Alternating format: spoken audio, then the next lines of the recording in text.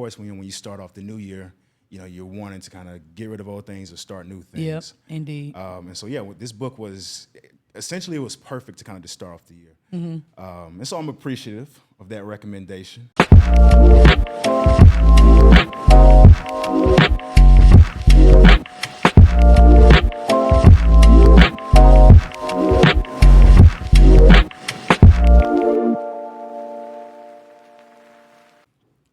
Welcome to the Cover2Cover Podcast. I am your host, Jarryn Bingham. In today's episode, we are going to talk about habits, the good habits, the bad habits, how to break habits, how to build habits, in James Clear's self-help book, 2018 Atomic Habits. I'm very fortunate and very honored for this first episode of Cover2Cover to be joined by one of the biggest headaches in my life for the past 10 years, the filmmaker, the teacher, also the student, my dear friend, Jade Angela Moore. How you doing, Mel? Hello, Jarryn. That intro was amazing. Phenomenal. I just want to say, though, first off, that I am honored to be the first one ever on your new podcast. And congratulations to you. If there was a drink, I would have definitely sipped to you, but cheers to you. Like, I'm very proud of you. So I'm not drinking until I got this 5K coming up. Oh, okay. Oh, we doing a new 5K? Oh, snap. Yeah. When I reached out to you, when was it? Was it the end of December, beginning of January? Yeah. And I was like, I got this idea for this podcast. Here's the conception of it. And so, you recommended Atomic Habits. What made you want to throw this book at me? Well, I had been hearing about this book for a very, very, very long time. Like you said, it came out in 2018. And I've always heard about it just in passing, and I just never had the motivation to really read it until you called me and was like, hey, I'm doing this podcast, about books and, reading books and diving in depth into them. And I was like, you know what? This is the time to read this book. Yeah. And bought it, picked it up, and I was like, dang, it was very convicting. I hate to use that in a secular manner. No. Convicting is usually in a religious manner, but it was very convicting for me. Very, very convicting, because it was just, it was a lot that I was just like, dang, I need to get my stuff together. Yeah. Like, very much so. I kind of feel in the same way it kind of was the perfect book to start off the year with. Because with me, he talks about, an easy and proven way to build good habits and break bad habits. So, of course, when you start off the new year, you're wanting to kind of get rid of old things or start new things. Yep, indeed. And so, this book was, essentially, it was perfect to kind of just start off the year. And so I'm appreciative of that recommendation. Yeah, I figured, starting off the new year, like you said, 2024, so why not? Yeah. So, I guess let's go ahead and jump into the book, because nobody wants to hear about what we have going on. They want to hear about the book, right? Yes, sir. Indeed. I wanted to ask you, I hit you up. I asked you, to give me some of your favorite quotes. And so I guess we can do a quote for a quote. Okay. So starting off, what was one of your favorite quotes from the book? All right. So the first one, let's see, wrote them all out. Got my notes ready. My first one was mastery requires patience. Mastery requires patience. The reason why I chose that quote was because I'm a very impatient person, and being that I'm in the film world, the impatience has worked against me sometimes, because making a film, a series, anything of the sort, it takes patience. And being in the game since I was 22, I'm 32 now, so I'm lied, since I was 20, so it's been 12 years now. And the patience part has really been trying for me. I would definitely say I've improved over the years with my patience a lot. I still have a long way to go with my patience, especially being that I specialize in editing, which is a very patient process. Did reading the book help help you with some of those patient It did actually. It definitely did. It helped me also with kind of not being too hard on myself in regards to making big transformations, because I know the book was just talking about, hey, don't go so far in large amounts of goals, setting and stuff. Yeah. Take things, like they were saying in the first chapter, which is my first chapter. I know we'll get to that in a minute, but it was talking about how 1% better each day. Yeah. And how over time it'll show the transformation, whether it's with losing weight, making a film, doing this podcast, being that it's the first one, just getting 1% better each day instead of saying, hey, I want to lose 100 pounds in 2 months. That's a big, big, big goal. Yeah, Up there. Yeah, it's up there. But it's just like, hey, you know what? 1% better each day. So let's start with, let me not eat fried foods every day. Let's bring it down to 1 day a week you have a cheat meal, which is my goal. I'm trying to lose weight, by the way. But anyway. You losing weight? I am. Try out of here. Yo. Yeah, no, I am losing weight, yes, and I have. And this was actually very motivating with the 1% quote that was in there. I guess that's going into quote number 2. But it's funny because what you were saying just now is one of my quotes that I had, or it kind of lines up with one of the quotes that I had. It says, when you fall in love with the process rather than the product, you don't have to wait to give yourself permission to be happy. And so there's this other quote that I often say to a couple of my homies is, comparison is the thief of joy. And so if you love what you do, if you fall in love with whatever the craft is that you're doing, be it art, be it business, be it whatever it may be for you. Just the process of going through it, understanding the ups and downs, the ebbs and flows with it. Then you can give yourself license to be happy because you're doing what you want to do, essentially. Exactly. Yeah. But yeah, so that was one of my quotes. I guess I'm gonna send it right back over to you. Bring it back to me. You probably only got 3, don't you? Yeah, I do have 3. 7, 8. Are you a teacher? Like, if you're all right, so you're a teacher, right? Yeah, I'm a teacher. You gonna shout out your school? Or you? I'm not gonna shout out my school because I don't know who's watching and where and all that, but I am in a Eastern Atlanta school district, and I teach predominantly African American children. Currently, I am a 5th grade math science teacher, and this book actually applies to some areas of my teaching career as well. Yeah, for sure. Because again, the whole mastery takes patience situation. I've only been teaching 6 years. And I've been doing film 12 years. So literally half of my film career I've been teaching. And my patience with children is a lot different than my patience with adults, majority adults in the film aspect. And I would probably say that quote, mastery takes patience, is heavily convicted in my teaching profession than it is in my film profession, because it's a lot. It's a lot. Having the patience with kids, you don't know how they're gonna come in there, mentally, physically, emotionally, and you're the teacher, the counselor, the confidant, the curriculum master, all of that in one for a set amount of hours a day for 10 months out of the 12 months of the year. Sound like you need some habits to indeed. And then doing that on top of doing the film career you definitely need some habits. All right, cool. Well, go ahead and hit me with your second quote. Yeah, all right. I got mine up in the chamber. Okay. So my second quote is, all big things come from small beginnings. Okay. All big things come from small beginnings. It kind of relates to the mastery takes patience because of the fact that you got to start small to get somewhere, big. Baby steps. Film, did everything by myself, trial and error. Didn't know what I was doing, and you were in the beginning phases. And when I, first met you, it was like only a few years in when I met you, and we were doing that first project of mine. What was it, 925? It was 925. Man.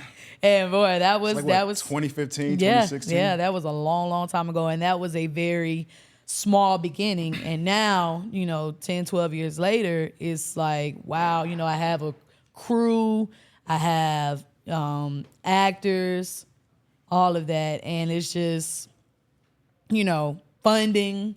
And it's just like, man, okay, small beginnings, big things. And it's just that. Now, that is a very eye-opening quote because I am literally living that. Yeah. Definitely living that. In my film and teaching career. I started off as a paraprofessional, meaning that I was assistant teachers, 6 years ago. Yeah. And in a matter of a year, I became a teacher, on a, provisional license, and then I ended up getting licensed for real. And so it was just like small, humble beginnings, led to big things. And now, I'm pretty good. Say the quote one more time. I'm about to. Yeah. All big things come from small beginnings. All right. So I'm going to hit you with another quote that I had. It kind of falls in line with what you said. So my quote, one of my favorite chapters, but he says, when preparation becomes a form of procrastination, you need to change something. You don't want to merely be planning, you want to be practicing. If you want to master a habit, the key is to start with repetition, not perfection. That's a long one. Hold on. Repeat that one. That was a paragraph quote. Okay. I'm going back to it. It sounded good. I just want to hear it all again. When preparation becomes a form of procrastination, you need to change something. You don't want to merely be planning. You want to be practicing. If you want to master a habit, the key is to start with repetition, not perfection. Nice. So, yeah, the reason I picked that one is kind of like you said earlier in the podcast, I'm very much a perfectionist at times, especially with film. Night Sweats, man, I was supposed to shoot that probably 3 or 4 months before we actually shot it. But, some things kind of fell in place that it actually was a benefit for us to not even start it when we did. But nevertheless, I do kind of find myself kind of waiting for the time is right when, in reality, it's just push all the chips in the middle of the table and just go after it. I have a good friend at one of the places I worked. Of course you remember the Jesus skits that I was dropping. Yes, I do remember them. Praise God. Yes, praise God indeed. But the idea, I had the idea, and I was bouncing it off one of my friends, and he was just telling me, because he's a creative as well. He was just telling me, you need to just start doing it, because once you get in the process of doing it, then you'll be in that energy of doing it, and then at a certain point, it's just that's what you're doing. And so, I had a few conversations with him on that matter, and then, that's when I bought a couple of robes off of Amazon and, started spreading the word of God. Oh my God. No, was I not? You brought some real life interpretation into the good book. But just to kind of bounce off of what you were saying, I when hearing that quote, it reminded me of Nike's "Just Do It" slogan. Yeah. Just do it. Planning, okay, that's cool, but then what? Yeah. And I would say just hearing that I could relate to it when it comes to editing. Yes, I act. Yes, I direct. Yes, I write. But in regards to editing, being that it's the longest process in the film process, I tend to procrastinate in that area. Don't say. Ooh, you throwing. You don't say. And I'm not even talking about the revision of Night Sweats. Yeah. I do tend to, but it's the honest truth. We're just being honest here. And like I said, this was a very convicting book. Yeah. Definitely convicted when I read it. And procrastination is a doggone, it's very real, and it can definitely really hurt you, not just in the present, but even in the future. Yeah. And so reading this book and hearing that quote just kind of reminded me, like, okay, do it. Don't plan it only. Don't say you're going to do it and then don't do it at all. You'll be planning for some years. Yeah, you'll be planning your whole life, shoot. And so just do it. Yeah. Just do it. And that's kind of even the thing with this podcast, honestly. Yeah. I know at the beginning of the year, I definitely said, like, this is what I want to do. Started putting all the energy behind it. But then, you kind of get to a certain point where, well, this has to be perfect and it has to look like this. But I think, one of the things that, in this book kind of really helped me was that I operate off of a weekly schedule. I do weekly schedules at the top of the week.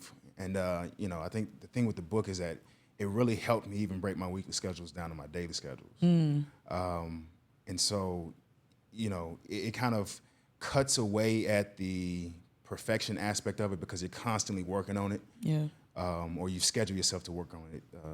But yeah, so that's still what, third quote that you gave? That was my second one. I still got one more. And my last quote from my top 3 was, you get what you repeat. You get what you repeat. Girl read the first chapter and got all her quotes from there. I did. I told you it was the strongest. It was the strongest and most memorable chapter of the entire book. You see, it's a very it's not a small book. It's very thick. It's a read. Oh yeah, that's nice. Yeah, it was really good. You get what you repeat. You get what you repeat. And the reason why I said that quote is because repetition, repetition is pretty much what you get, at the end of it all. If you repeat eating bad every day, you're gonna gain the weight, you're gonna feel unhealthy and whatnot. If you repeat eating healthy every single day, you're gonna start seeing the results, you're gonna start feeling better. Just like in the film industry, I keep tying it back to my life personally. Even in the film industry, you keep repeating the same mistakes that you've made in previous projects on current projects, you're going to get the same results. Yeah. If you learn from those mistakes that you've made and start repeating better decisions, better actions in that process, you get better results. Which is why in directing, applying to that, when directors say, hey, no, do it again, repeat 1,000 times, so you can get better and better and better at whatever line, whatever scene that you're doing, you yield those results. You're familiar with the acting technique, the Meisner technique? I don't know it that hard, no. But I mean, essentially with the Meisner technique, it's built off of repetition to where like actors would go up on stage and sit back and say, I'm talking to you, and you sit back and say, you're talking to me. I'm talking to you, I'm talking to you. Okay. And basically I don't want to talk too broadly about that technique. I don't want people coming for me. But the thing with repetition is that it kind of helps you break down the emotional walls to where like essentially the lines don't matter. It's just more about the emotions. But yeah, it's just interesting. You get what you repeat. You get what you repeat. So yeah, my last, I have a few quotes, but the last one kind of falls in line with my third question, which is what is your favorite chapter of the book? But like I said, I had a few quotes from my favorite chapter. I'm gonna just kind of hit that question off. All right. My favorite chapter is chapter 19 because in reference to you get what you repeat, I like how in the book, the conversation moves to a certain point of this is what happens if, this is what happens when you're in the process of repeating. And so chapter 19 is the Goldilocks rule, how to stay motivated in life and work. And so I have 3 quotes from that one, but we can just call it one because it all kind of like lines up and says the same thing. But the first one is, the greatest threat to success is not failure, but boredom. You have to fall in love with boredom. By stepping up when it's annoying or painful or draining to do so, that's what makes the difference between a professional and an amateur. Professionals stick to the schedule, amateurs let life get in the way. And so kind of like I was saying, doing the same thing over and over again, of course, it's just over a period of time, it's just boring. Especially if it's good for you, right? Like eating healthy is good for you, but it's very boring. It is. I enjoy working out. It's not boring to me. But in general, like there's just certain things that you kind of have to just kind of keep your head down and continue to, it kind of goes back to one of the other quotes that I had about just the process, falling in love with the process. Because it's just, the grind. It's just, the motivation will fizzle away. At a certain point, it kind of just falls in line with discipline. He talks about discipline in several chapters in the book. But yeah, chapter 19, kind of like for that primary reason, was my favorite chapter, just because again, it's like, okay, we're in the process of repeating.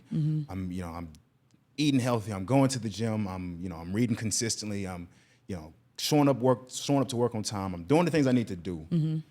And it's just the same thing. It's the same results. Well, okay, you kind of have to fall in love with that. Not the results aspect, but you have to fall in love with, doing the same thing over and over again. Like you said, even when it's boring, even when it's draining. And so, you said that you had your favorite chapter, which was the The only first chapter you one, read. which is what now? The only chapter you read. No, it's not the only chapter I read. If you keep coming from me, Jarryn. Oh, my apologies. Oh I'm sorry. my gosh. My apologies. I said the first chapter which is entitled "The Surprising Power of Atomic Habits." Yes, I read the entire book, Jarryn.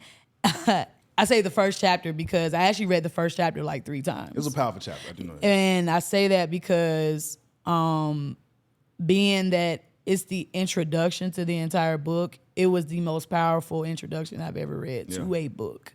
And I'm not just talking about self-help books in regards to just in general, just reading a book. And I was just like, man. And that's where all my quotes came from as well, because it, like I said, it was very convicting. It was just like, wow, I really have some work to do. One of my favorite quotes from chapter 1 was, "Good habits make time your ally. Bad habits make time your enemy." Yep. I did read that. And being that it was a very strong chapter, I was just like, man, I have some work to do.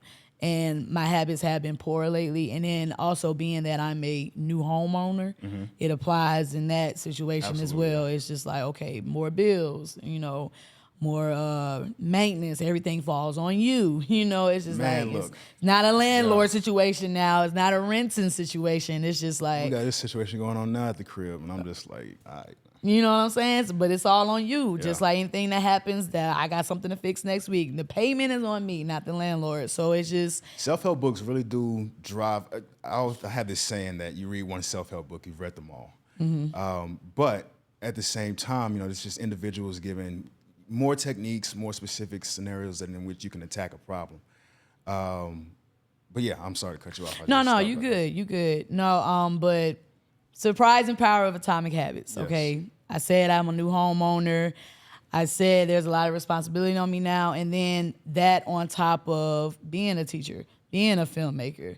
Student too, right? Yeah, being a student too. I'm in grad school. So it's just like I'm at a point in my life where I need some strong habits. Yeah. And I need some strong discipline, as you mentioned, is all throughout the book. Yeah. Discipline, motivation. I needed consistency. Don't have time for procrastination at all, which I'm still working on. And my schedule is just very demanding right now. And so how can you find habits within this? How can you find, because in the book he kind of talks about, certain habits you can, in order to encourage certain habits, encourage the environment around it. And encourage the environment to do those habits. So with that busy week schedule, how have you best tried to implement habits to kind of get things in order? I'm a very task-oriented person. So each day I set different tasks for myself, like daily tasks. And then also I work in different rooms of my home. Like I never work in the bedroom, of course. Because the bedroom is like, okay, this is relaxed. I'm not doing any work. But I do have an office. I work in there, or sometimes I work at the kitchen table just to change up the environment. Even at work, I work in my room, my classroom sometimes, and I work in, the teacher's lounge. And I do that because changing locations kind of gives you that extra win, that second win to, okay, I'm in a new location, new environment. I haven't been staring at the same 4 walls for 5 hours. Even when it comes to editing, sometimes I change the locations. I may go to the library and edit, to prevent burnout. And that kind of helps me find my little habits, like, okay, cool. And then also I do the method, the word just left me, but it's the, Pomodoro method, where you work 25 minutes and then rest 5, or you work 50 minutes and rest 10. So I have a timer that I've included. I started that maybe 5 days ago. I kid you not. And that has helped a lot. So that way I don't feel like I'm just sitting in one place doing something all day long, especially on my weekends. I'm never sitting at work. I'm always moving around, always moving around at work, but at home is where things become very monotonous. And to prevent the monotony is like, okay, let me keep moving around. I know I have to sit down and write this script, or I know I have to sit down and edit this movie, or I know I have to sit down and read this book for Jarryn's first episode of Cover to Cover. But yeah, I say that to say, though, that's how I find my habits, and then being that, like I said, I'm in the process of losing weight. That has been the most difficult part because it's like I sit there so much that I tend to forget to eat, or I tend to hurry up and get something that's not necessarily the best for me or the most healthy for me to eat. But the motivation comes from when I do eat healthy, I feel more energetic. Yeah. I feel better. And that motivates me to be like, okay, well, let me keep, I have to sit here and I need the energy to get a lot of work done, being that I just told you my entire schedule, 7 days a week, 24 hours a day, and include sleep in there at some point. I have to establish these habits, this 1% better each day. Okay, I'm not going to eat bad 6 days out the week. I get one cheat meal or whatever. Or I'm, slowly like walking around the neighborhood, being that I'm new to the neighborhood. That was something I needed. Yeah. So it's more like I kind of established my own sanctuary. Yeah. And it allowed me to reflect in my thoughts, write them down. That's another habit. 1% better. I've always been. You gotta get that pen. Yeah, and so I see that I had the pen creatively, but just like in regards to just talking about myself or self-reflecting, anything of that sort, I've always been terrible at. I can write about everyone else, but myself, it's just like, dang. But it's just like I'm holding a mirror up to myself, and that's exactly what Atomic Habits did. Okay. It just held a mirror up to myself. It's just like, hey, don't worry about the 100 pounds you're trying to lose in 2 months or whatever. Like, that's ridiculous. 1% better every day. 1%. That's it. Just take it one day at a time. So with that, leading into our final questions, how did you feel when you finished the entire book? TBH, I felt like crap. Yeah? I did. I felt like I'm crap. listening. And I felt like crap because a lot of what I read, I know. Uh-huh. It was a reminder. However, I felt like crap because I was disappointed in myself. It was just like, you know what to do. You're just refusing to do it, or you're not putting in the time to do it. And that's why I say it was very convicting. And I keep saying convicting because, being that you do your Jesus videos and, being that I do come from a religious background, it's just like when you get convicted, it's just like, dang, I messed up. Like, wow, I really have some stuff to work on. So, well, I mean, the good thing, like you said in the book, is you don't have to attack it all tomorrow. Yeah. It's just the process of sticking to it. One day at a time. One day at a time, mapping out everything, making sure you're taking that step, even when you don't want to take the steps. Yeah, indeed. And yeah, so I felt like crap, but it was also motivating. It was a reminder of what I need to do and what I need to accomplish. It was a reminder of, a mirror has been placed in front of me, and it's just like, look at you. You gotta change things up. I just turned 32 last month, a couple weeks ago, and I'm just like, okay, you got a house, cool, Happy check. Belated. You got movies, worldwide platforms, check. You're in school, trying to get a master's, ooh, halfway check there. And it's just like consistently just trying to get better. Black women are always trying to get educated more, eh? Well, black women are always trying to get educated, more because sometimes black men, I'm not saying all black men, but some black men just don't, come up to par. Books. But it's okay though. We're gonna save that. Maybe I can come back on the show later on with a book related to that. Some type of Black Lives Matter type deal. I think that the more you educate yourself, the better.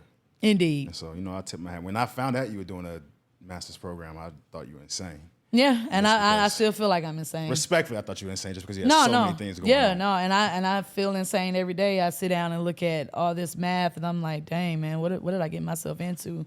But I'm the type of person, I don't like to quit things unless it's just like dire circumstances, whereas emergencies, a family type deal. But I hate quitting, and when I do quit or stop something, I feel like crap. Yeah, because I'm just like, come on, we better than this, but. I'm taking my time getting the master's, but I'm getting it, and forming habits would definitely make me feel less stressed because I'm stressed.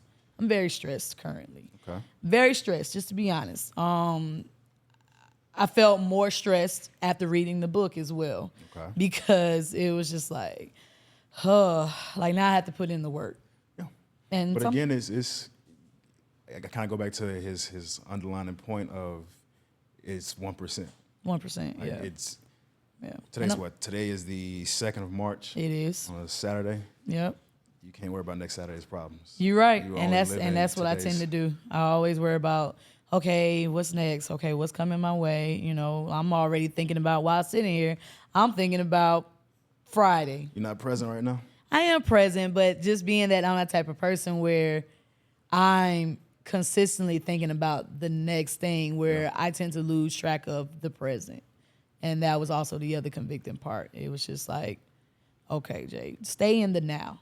Stay in the 1% for today, Saturday, March 2nd, 2024. Then, God willing, if you make it to tomorrow, Sunday, March 3rd, 2024, we're about that 1%. That's all you got to. Yeah, so. All right, so last question before you get you out of here. If you could recommend this book to one individual in your life, who would that individual be, and will you actually buy them the book when you recommend them? I need to name them? Mm-hmm. I thought I didn't have to name them. Go ahead and name drop. Let them know they got a book coming their way to better their habits. Okay. I'm going to name them, but I'm not going to name them, if that makes sense. I understand. Because they might watch it and be like, Ain't no might. why in the world? Oh, well, excuse me. Yeah, you're right. Let's claim it. They're going to watch it because I'm on here, not because of you. But they're going to watch it for real and be like, why did you name me? But I would definitely say one of my very close friends, I'll name them Maya. That's close to their real name. Do I know her? No, you don't at all. You don't. No, we ain't introducing either. But but no, I would recommend it to my friend Maya because I would say generally I'm more disciplined than her. So I would say I have a head start in that. But I know sometimes she has the ups and downs of it, of trying to get started and trying to get things moving, have certain habits, of things forming. And so I would recommend that to her because she's so smart. She's a real good friend. She has it all. It's just the habits are just the last little piece that she needs. And then the consistency of developing those habits and maintaining them. And I would say to you, Maya, read this book. You got to get her the book now. Now I got to get it to her. I can't give her mine. I have to buy a whole nother copy. You give away books? It's crazy.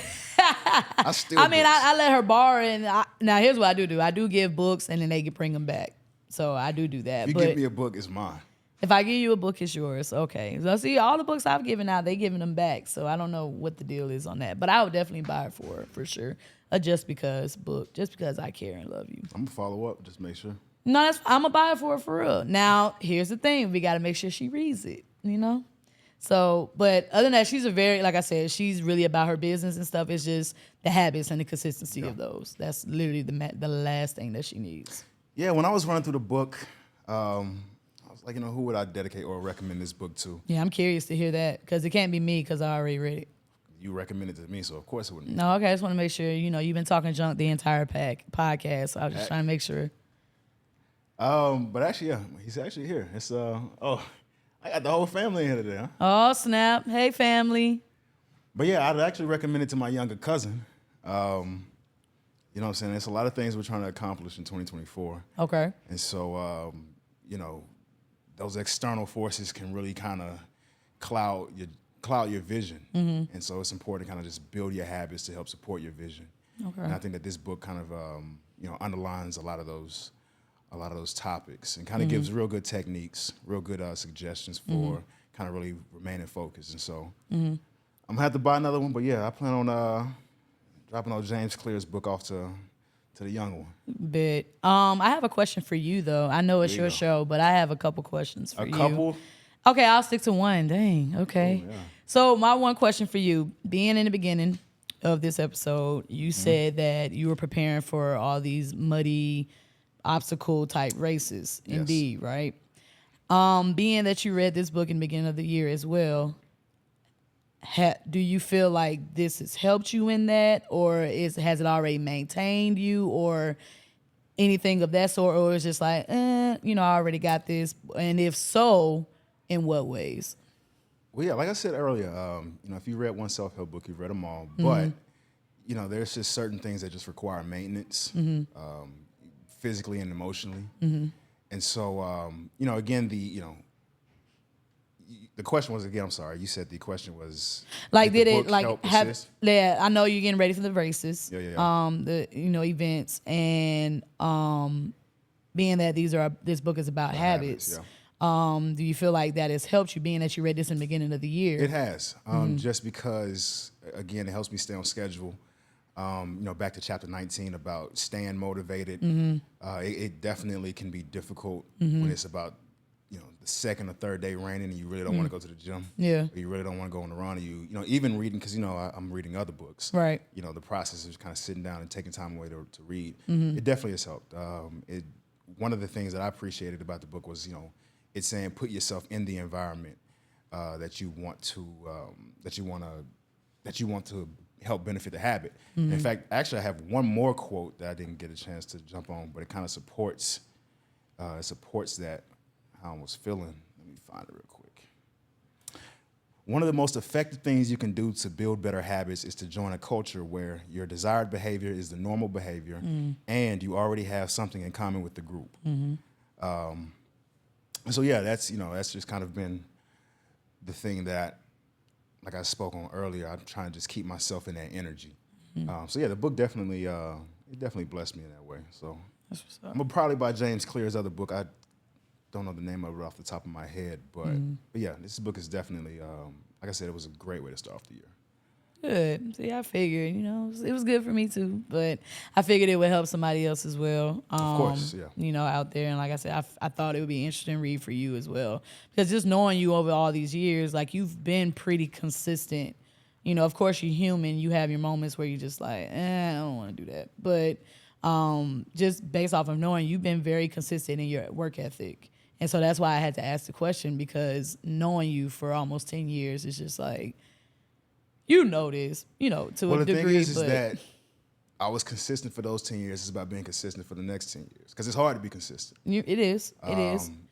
It's far easier to slip into the things that aren't beneficial It for you. is, So, indeed, yeah. like I said, for me, this book was more so like maintenance emotionally. So yeah, I'm grateful, Mel. Yeah. What about in the film world? In the film world, what do you mean?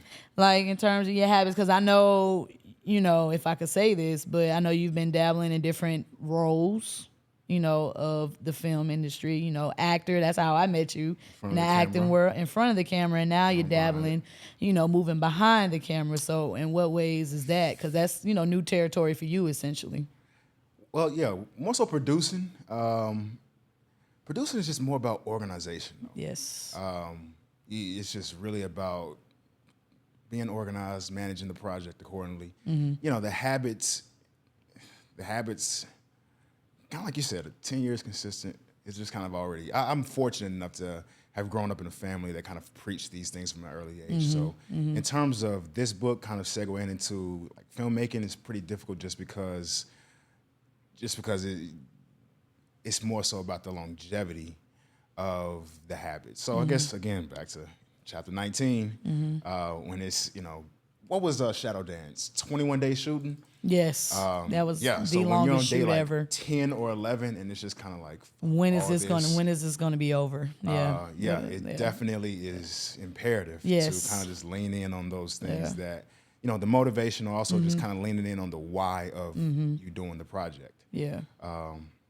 So yeah, you got any other questions for me? No, that was it. I didn't want to try to take over the show. I was just curious, because I know, you're, like I said, you moving around and doing different things and stuff. So especially in the film and entertainment industry, I was just curious, Like I said, I'm trying to get another one. I will be getting another one up and running. Hoping to shoot that at the end of summer. Like I said, I'm gonna talk to Roundtree about it. He is not gonna be happy with these numbers, though. No, make it make sense. Oh, it's gonna make. If it don't make dollars, it don't make sense. It's gonna make plenty of sense. It's gonna cost a lot of dollars, though. As long as you hit up Jade Angela Moore for her services, shout out to me. Yeah, go ahead and get all the promo out now. I'm not Oh, okay, well then let me get the promo out. So you can follow me on all social media platforms. Facebook, Instagram, Jade Angela Moore. Don't worry, it'll be at the bottom of the screen, I'm sure. And then also I have an Instagram and Facebook page for Jam Entertainment and TikTok for Jam Entertainment. And if you want to see the teacher silly side of me, kid-friendly side of me, Strawberry Jam I am. Strawberry Jam comes from what, other teachers have named me. We'll get into that. Not on this podcast. But yeah, so. Let me call it the Board of Education, bro. I don't know what y'all got going on. It's a DJ name. Yes, I DJ. Okay. Right, yeah, go ahead, get the I DJ, so Yeah. that's why it's called Strawberry Jam. So Jam, Jade Angela Moore, Strawberry, Redbone, So, and then of course I love Strawberry Jam. So, yeah, but I definitely do, all seriousness, have to thank you for sure. Like, I'm very, very honored. I know we play a lot, but like I thought it was real cool that you're doing this and that you invited me on here because you didn't have to at all. This is your show. This is your thing. And the fact that you thought of little old Jam to be on here is it's super dope. And I really like what you're doing. And I definitely wish you all the best on this. I appreciate you, Mel. Yeah, like I said, I'm excited about the journey of this podcast. I appreciate you for hopping on so early and eager to see how it grows and where it goes. Yeah, it will grow. It will grow exponentially. Thank you guys for watching this episode. If you enjoyed what you saw, please like, subscribe, share, comment. Thank you.